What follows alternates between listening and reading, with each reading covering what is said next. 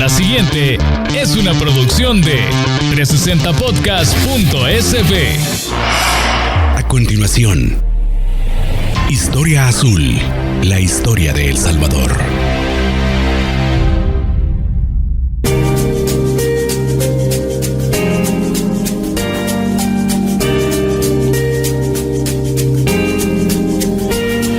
Bienvenidos nuevamente a este es su podcast Historia Azul, la historia de El Salvador, donde tratamos de contar, enseñar, explicar desde las fuentes que respaldan pues la información que aquí se ventila, se platica, se discute, la historia de nuestro país. Como siempre, nuestro gran amigo Herbert Erquicia, historiador y arqueólogo, ¿verdad?, para poder darnos luces sobre el tema de la historia de nuestro país. Y este es su servidor, Carlos Arévalo, que estamos pues siempre con las ganas de poder llevar un poco más de información y más acerca de nuestra historia. Este es el tercer episodio de la temporada número 2 de Historia Azul, y vamos a darle continuidad a una plática que tuvimos hace una semana en relación al tema del añil, índigo o chiquilite o jiquilite, ¿verdad? Sí. Y nos quedamos que íbamos a hablar un poco acerca de qué era una hacienda añilera, dónde están ubicadas o dónde estuvieron ubicadas, ¿verdad? ¿Qué queda de esas haciendas? Y un poco de poner en contexto el tema económico, el tema de qué significaba para la corona, para el reino de Guatemala, la exportación del añil. Bueno, gracias, Carlos. Continuando con ese tema de la hacienda añilera, en realidad este espacio de la hacienda añilera era un territorio, también un territorio en donde no solo se producía añil a través de los obrajes de añil, sino que más bien era una tierra, digamos, en donde se cultivaban otros productos, ¿verdad? Uno, para dar de comer a la gente que habitaba ahí también, ¿verdad? Claro. Entonces estamos hablando que se sembraba, o sea, la milpa, ¿verdad? Frijol, se sacaba todo esto que conocemos, pero también eran, en muchas ocasiones, eran haciendas de ganado, ¿verdad? Eran claro. Haciendas de ganado porque... Haciendas de ganado.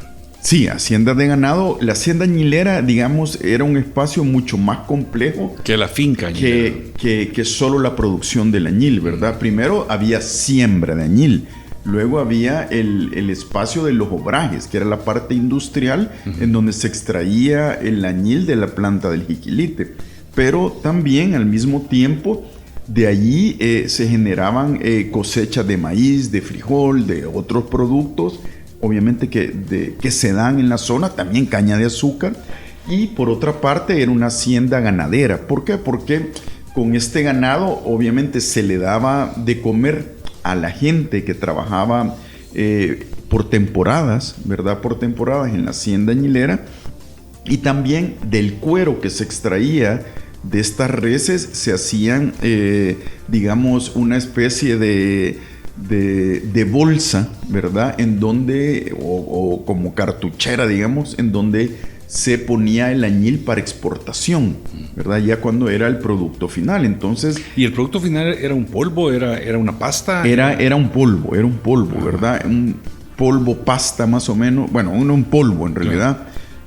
Pero digamos, pasta era cuando tenía todavía un poco de humedad, ¿verdad? Pero luego polvo. Entonces este era el que se exportaba. Yo creo que en el anterior episodio me preguntaba y me decías más o menos cuánto era lo que se exportaba, ¿verdad? Entonces, bueno, por acá recuerdo creo que lo mencionamos en algún momento en la temporada pasada.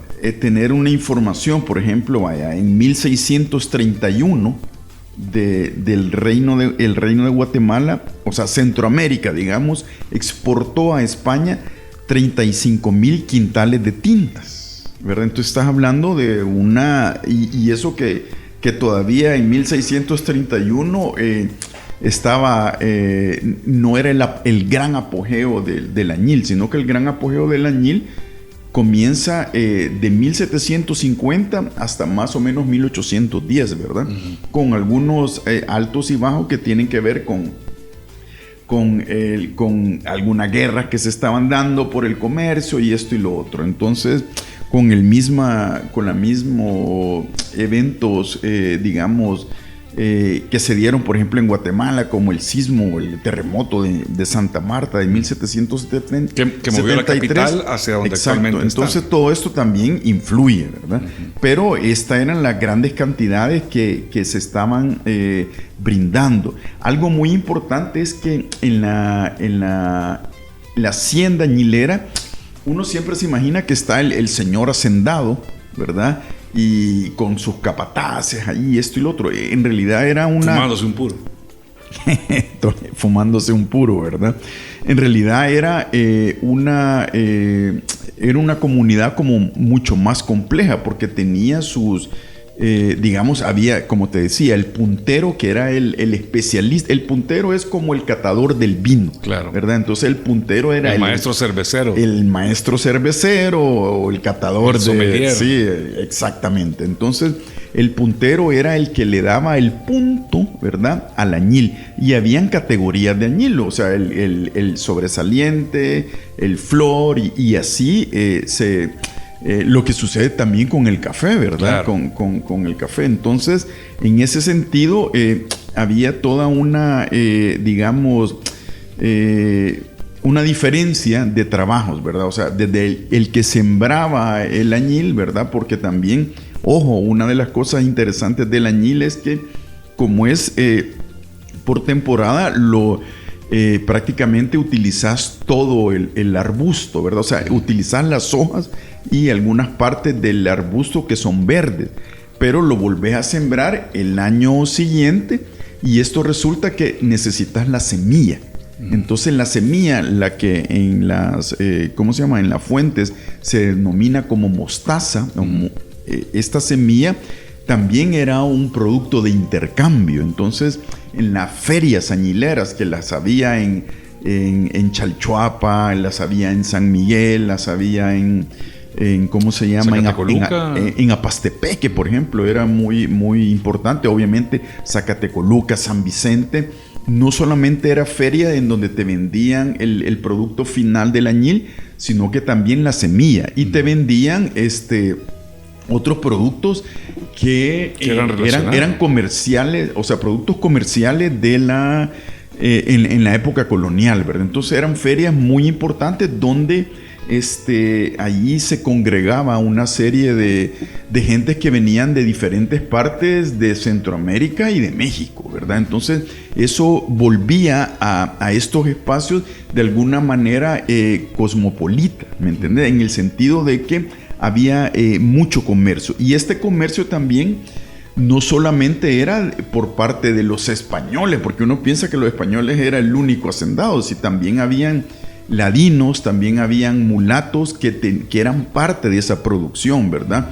Son los pequeños, digamos, si podemos utilizar la palabra campesino, que son los poquiteros, los que se llamaban poquiteros, los que tenían una parcela que sembraban añil, que lo cuidaban, que lo cultivaban muy bien y que lo extraían, ¿verdad? Ya sea en obrajes más manuales y no industriales. Y ese añil, el de los poquiteros, normalmente era el que te daba el mejor añil del mundo, como lo hemos dicho, ¿verdad? Y sucede también con algunos otros productos. Es como, mira, la planta del añil, el que mejor cuida su jardín, claro, es el que te da las mejores flores. Claro. Entonces lo mismo sucedía en este caso con el añil. Es similar a lo que está pasando con el café, pues ahora Exacto. Ya no tenemos aquellas grandes producciones de café en el país, pero hay cafés de estrictas alturas muy cotizados, sí, en distintas partes del mundo. Y que llevan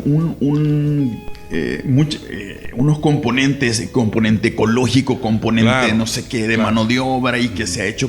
Lo mismo sucedía con el añil, ¿verdad? Y el que hacía el poquitero era el añil, digamos, que lo cuidaba como cuidar su jardín, y por supuesto lo extraía, digamos, en un obraje, pero no era industrial, sino que era el que le daba como el toque, ¿verdad?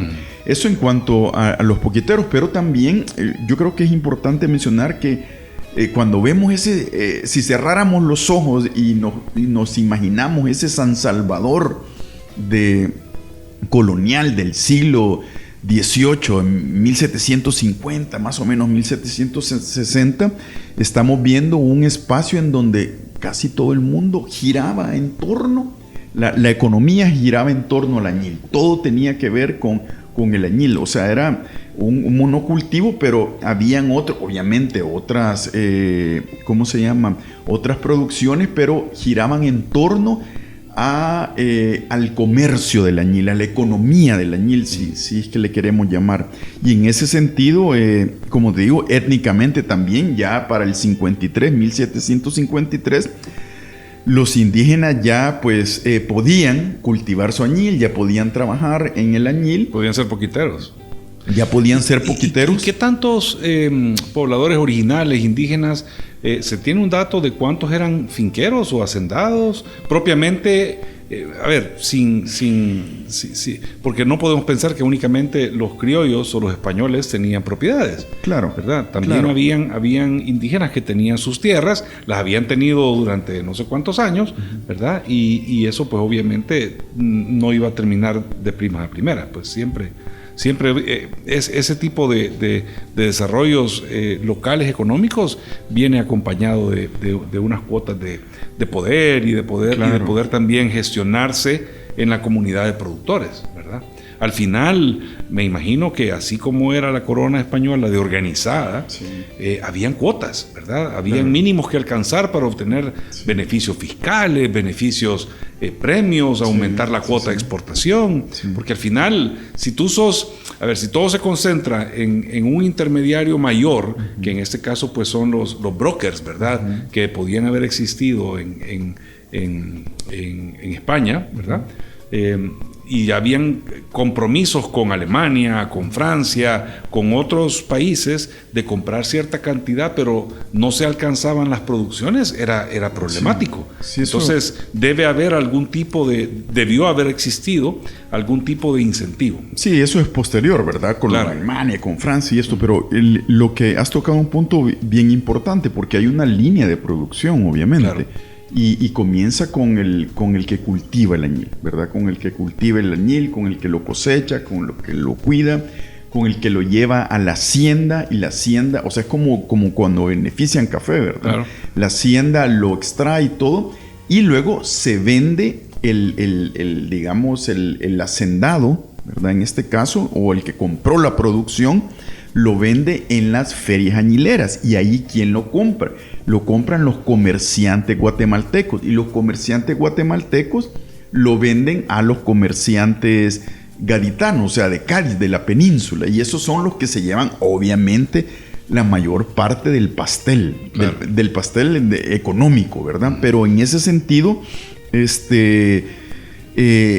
era un espacio donde casi todos querían estar cultivando añil, claro. ¿verdad? O tener una propiedad añilera, porque era donde estaba sacando. Si no cultivaba, pero prestabas tus yeguas o tus carretas para llevar tu tierra, tierra, eso y lo otro. Y hace sentido, Herbert, porque a ver, ¿quién controlaba la dirección económica de la zona? Uh-huh. La controlaba España. Uh-huh. Y España decía, bueno, no, vamos a entrar en el añil. Uh-huh. Y no era como que, no, espérate, yo voy a producir café. No, espérate, ¿cómo que vas a producir café? Uh-huh. ¿Qué te pasa? Si vos tenés que exportar, como sos parte de la colonia, tenés que exportar a través de Guatemala, uh-huh. y Guatemala con Cádiz, sí. Y Cádiz se encargará de pagar sus tributos a quien sea que haya que pagar los tributos. Guatemala llevando mulas llenas hasta mi punto Veracruz o el puerto de Acajutla, claro, también. En una visión económica tan reducida como la que en cierta forma nos tocó, ¿verdad? Uh-huh. Vivir en esa época colonial, ¿qué más ibas a hacer? Uh-huh. ¿Querías prosperar? Pues sí, los cultivos eran cultivos de subsistencia, el maíz, uh-huh. el frijol. No había plata en eso, uh-huh. no había fortuna en eso. Uh-huh. Y si te dicen, aquí está lo que se va a vender y es el añil, sí.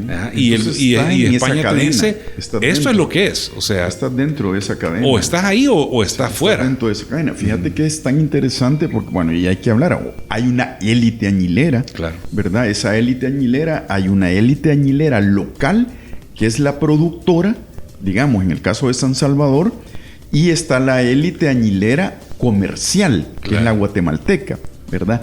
Pero también hay otra élite que no... Cuando hablamos de élite pensamos que son personas, ¿verdad? Que no... Que no se enrollan las mangas. Sí, pero a lo que quiero llegar es que hay otra élite importantísima económica del añil, que es, de alguna manera, la iglesia. ¿Verdad? ¿Cómo la así? iglesia. Porque los curas... Está hablando de la Iglesia Católica. Estoy hablando de la iglesia católica, Claro. sí, claro. Porque los curas también eran hacendados. Claro. Eran prestamistas de añil. Eran ¿Qué añileros. profesiones podías tener en ese entonces? Es que allí o estabas en la milicia o tenías para ser de la élite, o estabas, digamos, en la milicia, pero la gran profesión era cura, ¿verdad? Digamos, abogado, o sea, del derecho, gente del derecho. No se llamaban abogados. ¿Verdad? Eso era porque, bueno, la única universidad en Centroamérica, la Universidad San Carlos de Borromeo, de Guatemala, ¿verdad? Que todavía funciona. Exacto, del siglo XVII, ¿verdad? Pero es lo que había. Entonces, educó a la gente con posibilidades económicas de Centroamérica. Sí, entonces lo que te quiero decir, la iglesia, una de las cosas importantes, no solo tenía hacienda. Por ejemplo, los dominicos de San Salvador tenían hacienda. La hacienda Estamecayo, la hacienda de la Anunciación, la hacienda Atapasco, hoy un sitio Atapasco. Por ejemplo, si visitas el sitio arqueológico San Andrés, Ajá. En el Valle de Zapotitán, ahí hay un obraje de añil industrial. De la época colonial. Sí, de 1658, porque fue cubierto por la erupción volcánica. Por eso está bien datado. Eso era parte de las haciendas de los dominicos de San Salvador. ¿En serio? Entonces los dominicos, o sea, no solo los dominicos, sino que otras, pero también los que no tenían, digamos, adscripción, sino que eran los seculares. Claro. Esos sí tenían mucha más libertad. Entonces tenían haciendas, de repente, solo hay que ver ¿cómo se llama? Los hermanos Aguilar eran de San Vicente.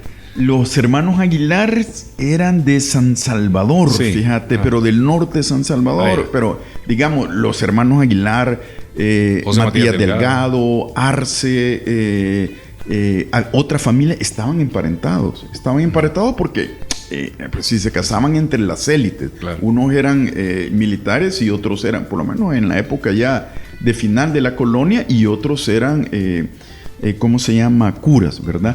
Entonces, lo importante de esto es que también podías dar tu diezmo en añil, ¿verdad? Entonces, hay tablas. Por acá estaba viendo, buscando una tabla, ¿verdad? En donde se puede observar cuánto dabas en añil, ¿verdad? Como ofrenda, como diezmo, ¿verdad? Como diezmo. Entonces, hay gente que daba una gran cantidad. Bueno, de hecho, habían, ¿cómo se llama? Recibos, ¿verdad? Que te daban. O sea, vos, Carlos, llegabas y decís, vaya, yo voy a dar tantas libras y eran, te decían, bueno, es de tinta de flor, sobresaliente o de corte, que son las tres categorías, ¿verdad? Entonces venía vos y decía, no, yo voy a dar de libras de corte, que es, digamos, la básica, ¿verdad? Entonces voy a dar 20 libras y te daban un recibo, ¿verdad? En el archivo histórico arquidiocesano de Guatemala, tu servidor, pues, documentó uno y fotografió uno para la investigación. Y así es, ¿verdad? Y dice, como colector del diezmo de tinta del año de 1785, del partido, en este caso de Metapan, recibí de Alejandro, como es que estaba leyendo, de Alejandro Vega, ¿verdad? Tantas libras de añil, ¿verdad? De corte. 7 libras de añil de corte. Entonces, eso está todo documentado. Y ese luego, es un recibo emitido por la iglesia. Ese es un recibo emitido por la iglesia como parte de tu diezmo. Y aquí yo tengo una tabla fantástica que estoy viendo. Hay varias de esas, ¿verdad? Que espero se publiquen en el libro, ¿verdad? Que estamos queriendo publicar, ¿verdad? Entonces, para 1782, en el partido de Ocicala, en San Miguel, Simón Viñerta dio 8 libras de tinta flor, ¿verdad? De ahí Benito, de otro apellido, dio 2 libras de flor, Juan Ignacio 2 libras, Faustino Chica, y así iban. Te puedo mencionar, bueno, por ejemplo, José Vargas o Joseph Vargas dio 180 libras de flor. Al final se van con 275 libras de tinta de añil de flor, 126 sobresaliente, 213 de libras de corte, solo el año de 1782 del curato de Ocicala. ¿Y esto para dónde iba? Para la iglesia. ¿Qué hacía la iglesia? Pues la vendía. ¿Qué hacía con ese dinero? Pues iglesias, ¿verdad? Entonces, por ejemplo, bueno, y aquí tal vez me meta en otro tema, pero el barroco guatemalteco, el que se llama barroco guatemalteco, no existiera sin la bonanza económica del añil, ¿verdad? O sea, estamos hablando de que estas iglesias del barroco, que no solo vemos en Guatemala, sino que en Honduras, en El Salvador, en Nicaragua, los interiores de las iglesias, los retablos y todo esto, no hubiera tenido, digamos, esta riqueza de arte, ¿verdad? Como tal, si no fuera por los fondos del añil. Incluso yo creo que ya lo hemos comentado, el famoso Mateo Cornejo, el cura de San Vicente, en su testamento deja tanto dinero como para hacer un convento. El convento de San Francisco, que se iba a hacer en San Salvador, en la provincia de San Salvador, que al final no se hace porque le cae el fisco, ¿verdad? O sea, le cae la corona y dice, en un momento, ya mucha iglesia, o sea, le vamos a caer, y obviamente deja esclavos él, o sea, los esclavos los deja en libertad, bueno, es una cosa interesante. El padre tenía sus esclavos. El padre tenía sus esclavos, ¿verdad? Él era, digamos, un hombre sumamente rico a partir del añil. Según, digamos, la investigación que se ha hecho sobre el testamento de Mateo Cornejo, cura de San Vicente, ¿verdad? Que era un prestamista, que era un añilero. Bueno, él manejaba, digamos, el 20% de las exportaciones de añil del Reino de Guatemala. Ya te imaginas, era un hombre rico, ¿verdad? Y obviamente le dejó a unas señoras, a unos sobrinos y esto y lo otro. Ya vos verás si, no sé, ¿verdad? Hasta la mente de cada quien. La mente de cada quien, pero te digo, la iglesia era muy importante en eso.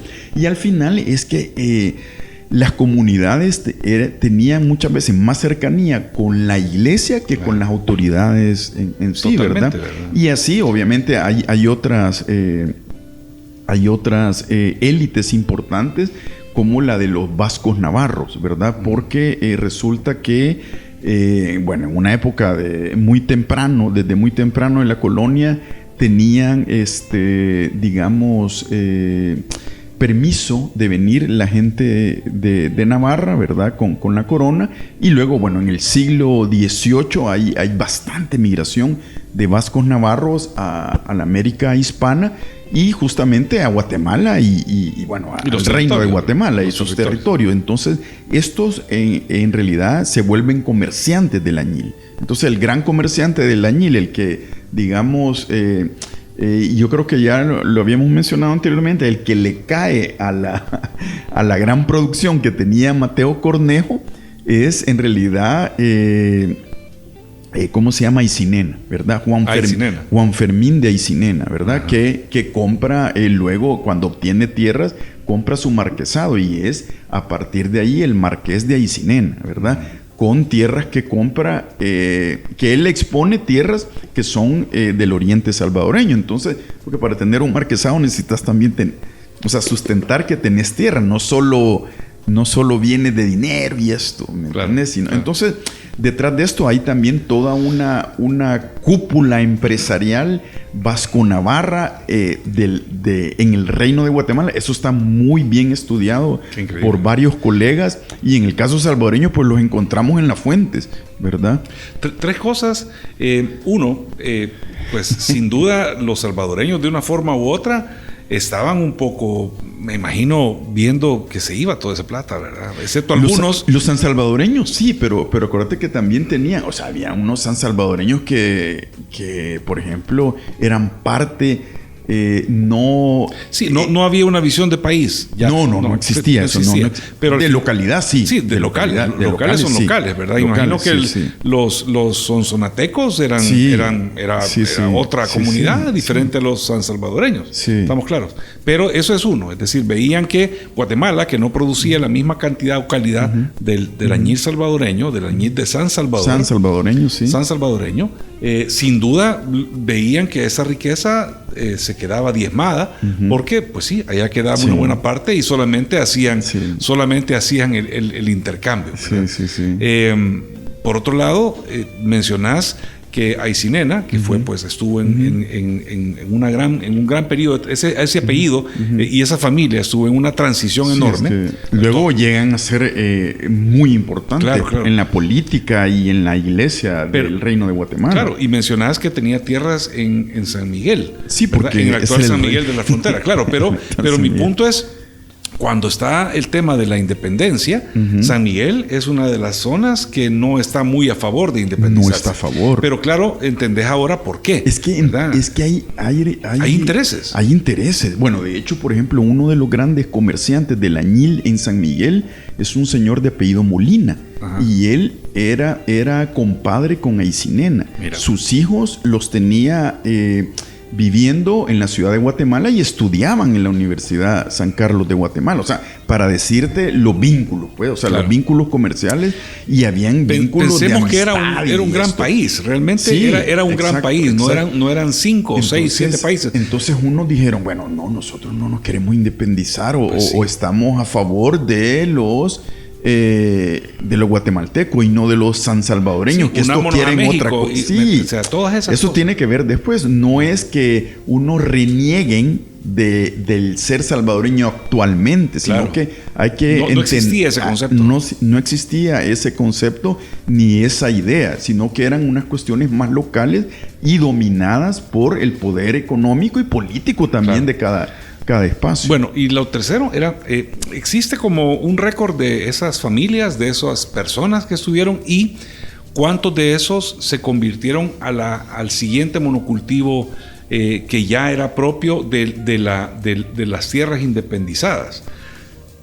Ya cuando viene el café y el café entra en su apogeo temprano, digámoslo, ya somos estados, ¿verdad? Independientes. Entonces, ¿Qué? ¿Hubo una sustitución de élite o hubo una transformación de la élite? ¿Qué tanto cambió el poder de manos o simplemente se transformó la exportación de una cosa con otra y eso dio pie a qué? Entonces, me gustaría que, porque vamos a hablar en un momento del café, ¿verdad? Que sean preguntas que queden planteadas desde ya para que podamos abordarla y darle continuidad a esa transición económica del añil hacia el café, que son las cosas que marcaron como nuestros últimos 300, 400 años. Fíjate que es interesante porque como en todos los procesos económicos, ¿verdad? Y procesos políticos también, porque cambian de un antiguo régimen a uno nuevo, de república y a otro de Estado-nación, ¿verdad? Entonces, y de diferente cultivo, pero hay gente que sí logró sobrevivir porque logró adaptarse a ese cambio, como siempre, ¿verdad? Y de hecho, bueno, en Guatemala todavía hay gente que desciende de esta persona, y en El Salvador también, porque no podemos hablar solo de Guatemala, porque muchos de ellos están emparentados, ¿verdad? Hay uno de los llamados próceres de El Salvador que sus primos que vivían en México, o sea, su tío era el hombre más rico de México. O sea, estás hablando de algo enorme de la Nueva España, ¿me entiendes? Entonces eran esas relaciones. O sea, son relaciones quizás como más a larga distancia de lo que hoy nos imaginamos. ¿Verdad? Claro. Entonces es sumamente interesante porque no solo es el añil el producto digamos como tal, sino que alrededor del añil pues gira un montón de cosas. De hecho, muchos de los conflictos, ¿verdad?, previos a la independencia tienen que ver con cuestiones económicas, ¿verdad? No digo que todos, pero hay algo ahí, hay algo de eso. Claro. Bueno, mira, yo creo que nuevamente hemos hecho, me siento muy satisfecho, ¿verdad? Yo me voy con un montón de conocimiento nuevo de este episodio. Espero que muchas de las personas que nos sintonizan también, ¿verdad? Porque nuestro objetivo es difundir esa historia tan rica de nuestro país, ¿verdad? Y ver cómo estuvimos inmersos en un mundo completamente diferente. Imagínate, Centroamérica era un reino, ¿verdad? Pero no teníamos esa visión de país, como ahora nosotros, pues en nuestras generaciones más recientes, la tenemos. Entonces, era una como visión completamente distinta, ¿verdad? Nuestra autopercepción como ciudadanos era de algo mucho más grande que El Salvador, o de Guatemala, o de Nicaragua, ¿verdad?, o de Honduras, era diferente. Entonces, ir entendiendo todo eso, sin duda alguna, pues pone muchos acentos, muchos bemoles a lo que nosotros creemos haber conocido a través de la educación formal que recibimos, ¿verdad? Y sin duda nos dejan abiertas un montón de interrogantes, un montón de dudas, que invitamos a la gente a que nos escriba en nuestras redes sociales y que nos las comente, que nos participe, qué le gustaría saber, qué le gustaría que habláramos, qué preguntas le surgen, o si tiene deseos de saber a dónde puede encontrar un poco más de información de los temas que aquí se han cubierto. Sí. Yo creo que eso es muy importante, porque al final y al cabo este diálogo, este conversatorio que tenemos en cada episodio es de importancia para conocer más sobre nuestra historia, obviamente la historia de El Salvador, pero también no podemos dejar de un lado la historia de Centroamérica, que es lo que hablamos. Y por supuesto, yo creo que es importante que las personas que nos escuchan entiendan que si dejamos más preguntas, ¿verdad?, es porque estamos queriendo aprender más, ¿verdad? Claro, y eso creo que es importante. Bueno, todos los días aprendemos algo nuevo y de todos, de todos, la verdad. Totalmente. Entonces, yo creo que eso es parte importante de nuestro constructo como seres humanos. Sin duda son temas que dan para mucho más. Los continuaremos abordando en esta temporada o en siguientes temporadas. Por lo tanto, les invitamos a seguirnos escuchando en nuestras plataformas y en 360podcast.sd. No nos vamos sin, por supuesto, conocer y escuchar la frase de esta semana para quedarnos con ese pensamiento y recordar que todos los martes estamos publicando un nuevo episodio de Historia Azul, la historia de El Salvador. Adelante, Herbert. Bueno, en esta ocasión traemos una frase de Henry Adams, ¿verdad?, que dice: un profesor trabaja para la eternidad. Nadie puede decir dónde acaba su influencia. Mira, ¿verdad? Interesantísimo. Como esto de aprender, así ¿verdad? Así es. Amigos, muchísimas gracias. Gracias por acompañarnos en esta ocasión. Los esperamos la próxima semana en un nuevo episodio de Historia Azul, la historia de El Salvador. Muchísimas gracias.